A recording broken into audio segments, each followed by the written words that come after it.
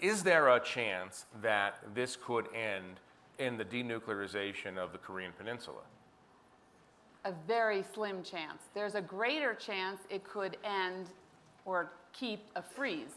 Keep a freeze on nuclear testing, keep a freeze on missile tests, and we can live with that situation because we have done that many times before, and we were doing it, when the agreed framework was signed in 93, I believe, it held more or less, we can argue about when the cheating started, and I can't get into that because it's actually not even public knowledge, but nevertheless, the cheating was evident by the time Bush came into power, and he confronted them.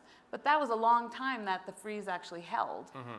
So, and the cheating was actually on another program. They just started a uranium-based program in addition to the plutonium-based one.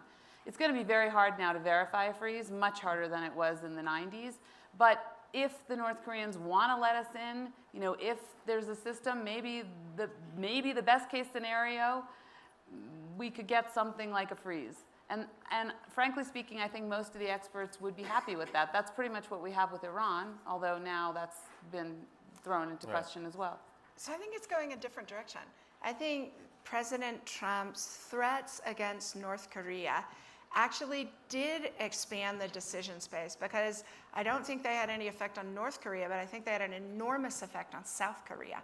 And that even in the best possible circumstance of a war with North Korea, in which the American military could pull off a feat of extraordinary virtuosity, in which you identify and destroy all the nuclear weapons, you can either destroy all of the missiles that can range the US, Japan, and destroy them, or prevent them from being launched, and in the space of 3 hours take out those 10,000 artillery pieces on the inter-Korean border. Even in that instance, you probably have 300,000 dead South Koreans. There's no way that a war on the Korean Peninsula is in any way something South Korea can countenance. And so what happened, the person who blinked was the president of South Korea, who started off and is making compromises all over the place, including on he does not, in my judgment, any longer trust the United States to be a responsible security partner, and he is actually willing to trade that in order to get a soft, gentle reunification on the Korean Peninsula, because he's so scared of what President Trump had been doing with all that reckless talk about the war to come with North Korea. Let me move this to the larger questions of America's role in the world and whether our allies still believe us and our adversaries still fear us. But let me start narrowly with you, and please jump in. You wrote a book with Jim Mattis. You know his thinking.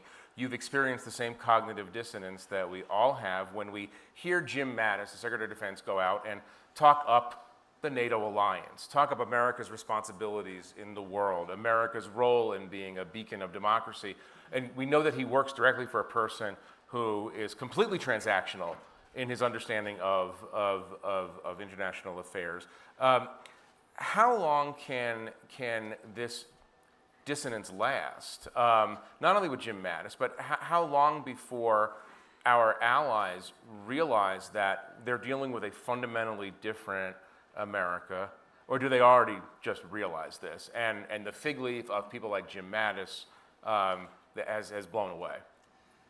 So I think there have been, so everybody is turning keys in the lock, trying to figure out how to deal with an erratic and untrustworthy American leadership.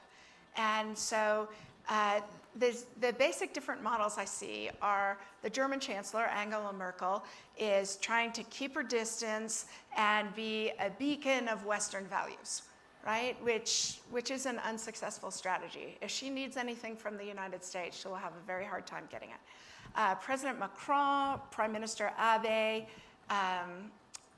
President Xi Jinping in China, and Prime Minister May in the UK are all trying a different strategy, which is personal warmth and engagement in the hope that that translates into policy compromise. That is also not a successful strategy, right? It didn't save the Iran nuclear agreement. Nothing that those countries want. It didn't save Japan from trade tariffs. The third effort is Prime Minister Netanyahu.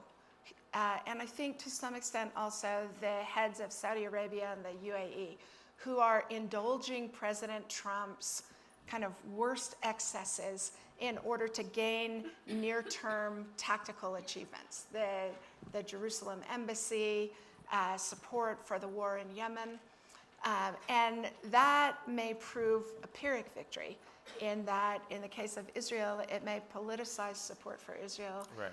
in a way that we haven't seen before.